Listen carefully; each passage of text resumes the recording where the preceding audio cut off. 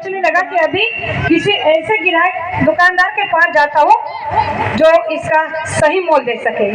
तो सुनार के दुकान पे चले गए, सुनार को दिखाया, पत्थर है, इसका तुम क्या मुझे मोल दे सकते हो।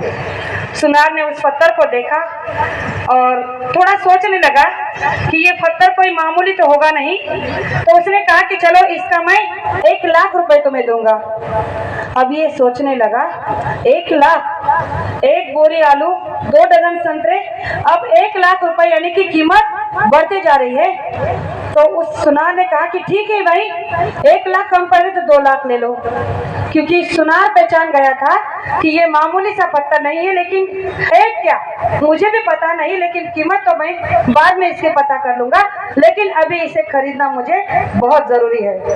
2 लाख कीमत के बाद भी उसने पत्थर को बेचा नहीं, फिर वहां से निकल कर गया जौहरी के पास, क्योंकि उसे पता था कि अब इसकी सही कीमत कहाँ मिलेगी। तो चला गया जौहरी के पास, जो जौहरी हीरे के पारखी होते हैं। जौहरी के पास गया, उसे दिखाया, कहने लगा कि भाई ये पत्थर है, इसकी तुम क्या कीमत दोगे।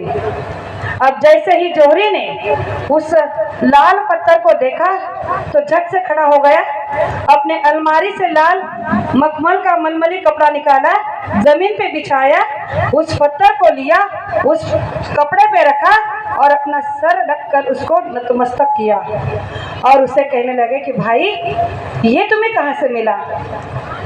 तो उस शिष्य ने कहा कि पहले बताओ कि इसके बदले में क्या दोगे। उसने कहा कि मेरी औकात नहीं है कि मैं इस पत्थर को खरीद सकूं, क्योंकि ये कोई मामूली सा पत्थर नहीं, इसका नाम रूबी है, जो संसार में जो हीरो के पारखी होते हैं, जो हीरो का बाजार लगता है, हीरे जवाहरात माणिक मोती जो होते हैं, उसमें सबसे बेस्ट कीमती ये हीरा है जिसका नाम है रूबी। तो इसे खरीदने की मेरे पास दौलत नहीं, इसलिए मैं इसे खरीद नहीं सकता। और मैं तो क्या, संसार में शायद ही किसी के पास इतनी दौलत होगी जो इस रूबी को खरीद सकता है। जब शिष्य ने उस जौहरी के मुंह से वो बातें सुनी तो वो दंग रह गया। उसे उस पत्थर की कीमत का पता चला, उस पत्थर को कपड़े में ही लिपट कर उठाया और दौड़ता हुआ अपने गुरु के पास आया और चरणों में गिरकर रोने लगा और कहने लगा कि आपने मेरे आंखों से मेरी पट्टी उतार दी, लेकिन फिर भी अभी मैं अपने शब्द जो प्रश्न मैंने किया है उसका उत्तर नहीं समझ पा रहा हूँ, कृपा करके जरा समझा दीजिए। तो उस वक्त उनके गुरु ने भी वही बड़ा सुंदर जवाब दिया जो हमारे गुरु महाराज ने बहुत साल पहले हम आप लोगों को अपने अपने हिसाब से दे रखा है, जब जब हमने नामदान लिया होगा। तो उसके गुरु ने उसे कहा कि जैसे पहले तुम बताओ कि तुम कहाँ गए। उसने कहा कि सब्जी वाले ने इसे 1 बोरी में खरीदना चाहा, फल वाले ने इसे 2 डजन संतरे में खरीदना चाहा, सुनार ने इसे 2 लाख में खरीदना चाहा और जौहरी ने तो कीमतें ही लगाई क्योंकि इतना धन उसके पास में नहीं था।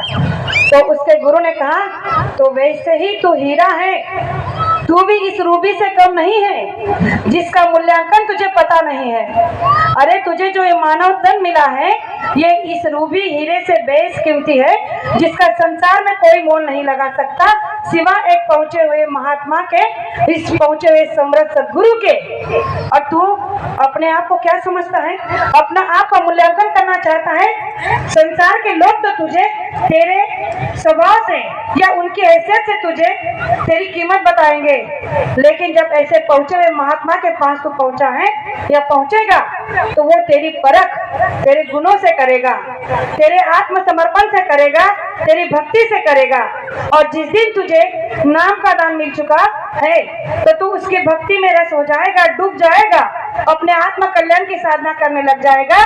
और जब तेरी जीवात्मा जग जाएगी और तेरी जीवात्मा जब अपने ही घर में बैठकर जब ऊपर के सैर करेगी, ऊपर के मंडलों में जब आवागमन करेगी तो तेरी जीवात्मा निखर कर सोना नहीं, हीरा नहीं, उससे भी बेशकीमती बन जाएगी, जिसकी परख केवल एक संत महात्मा कर सकते हैं, संसार में और कोई नहीं कर सकता।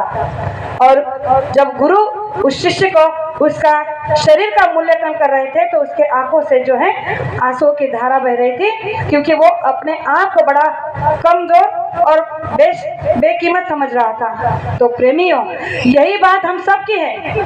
जो मनुष्य शरीर हमें मिला है, इसका महत्व हमें पता नहीं, और हम आज क्या कर रहे हैं? संसार के लोगों को देखो, मांस खा रहे हैं, शराब पी रहे हैं, न जाने कितनी गंदी गंदी नशा कर रहे हैं, लेकिन इस बेशकीमती रूबी जैसे बहुत अनमोल हीरे की कीमत हम आपने कहाँ पता की, और जिसने बताई है उसकी कहाँ कदर की।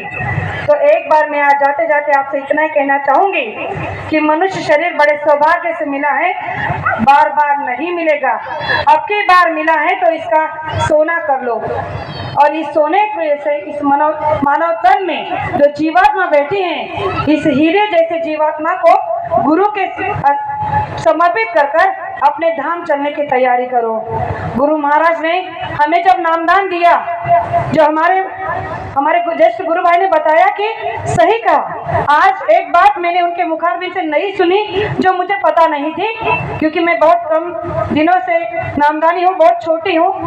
तो गुरु महाराज की ये बात मुझे पता नहीं थी कि जिस दिन आपको नामदान मिल जाता है तो आपका नया जन्म हो जाता है, तो उस जन्म तिथि को हमें मनाना चाहिए। बड़ी गौरव की और बहुत बड़ी एक ऐसी बात उन्होंने कही जो आज हम आपके लिए बहुत जरूरी है। माँ बाप से जन्म मिलने के बाद तो हम उस तिथि को बड़े धूमधाम से मनाते हैं। आज तो हम पाश्चात्य संस्कृति तो अपनाते हैं, होटलों में जाते हैं, रेस्टोरेंट्स में जाते हैं, पता नहीं कैसे कैसे केक कटवाते हैं, और फिर नाच गाना न जाने कितने अन्य तरीकों से हमारे जन्म तिथि को मनाते हैं। लेकिन इस जन्म तिथि को मनाने का जो जन्म सिद्ध अधिकार हमें गुरु महाराज ने दिया है, उसे हमें अवश्य मनाना चाहिए। और मनाने का एक ही रिवाज होना चाहिए कि उस दिन पूरे संगत को, आसपास के लोगों को बुलाकर सत्संग के वचन को सुनाना चाहिए, भंडारा भोजन कराना चाहिए, ताकि वो भी इस बात का लाभ उठा सके, ताकि हमारा मनुष्य शरीर सफल हो जाए और हमारे मनुष्य तन में जो जीवात्मा बैठी है वो धन्य हो जाए। समय का मुझे ध्यान रखना होगा। कहने के लिए तो लग रहा है कि इस गंगा में बहते जाए, और बहुत मन कर रहा है कि कितना क्या सुनाऊं, लेकिन फिर कभी मौका मिलेगा तो आपकी सेवा में अवश्य हाजिर हो जाऊंगी। तो अभी जो दो बातें आपके सामने रखी, हो सकता हो कहने में कोई शब्द ऐसा निकल गया हो जो मुझे नहीं कहना चाहिए था, तो मुझे आपकी छोटी बेटी समझकर माफ करना, इसे आशा करती हूँ। और मेरे दो शब्द को यही विराम देना चाहती हूँ। जय